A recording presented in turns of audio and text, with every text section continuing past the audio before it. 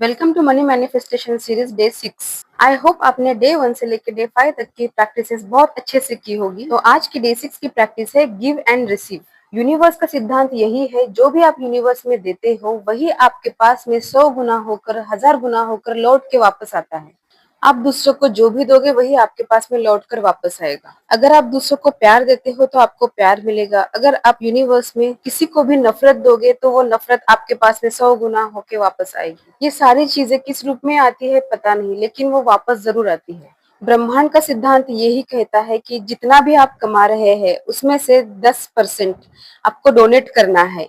चाहे वो डोनेशन आप किसी भी रूप में कर सकते हैं, किसी गरीब की हेल्प करके कर सकते हैं, किसी मंदिर में दान कर सकते हैं, या फिर किसी भी बेजुबान जानवर को खाना खिला के उसकी मदद कर सकते हैं। अगर आप अपने कमाई के 10% का हिस्सा डोनेट नहीं कर सकते हो तो कम से कम 1% तो भी कीजिए।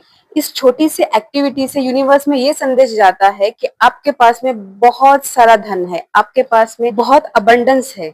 आपको खुद को भी पता नहीं चलेगा कि आपके पास में धन आ कहाँ से रहा है। इसी को कहते हैं एक्ट ऑफ जेनरोसिटी। हिंदी में एक कहावत है, कर भला तो हो भला। यूनिवर्स इसी तरह से काम करता है। अगर आप 100 रुपया कमा रहे हो तो उसमें से 1 रुपया दान कीजिए। अगर आप 1000 रुपया कमा रहे हो तो उसमें से 10 रुपए दान कीजिए।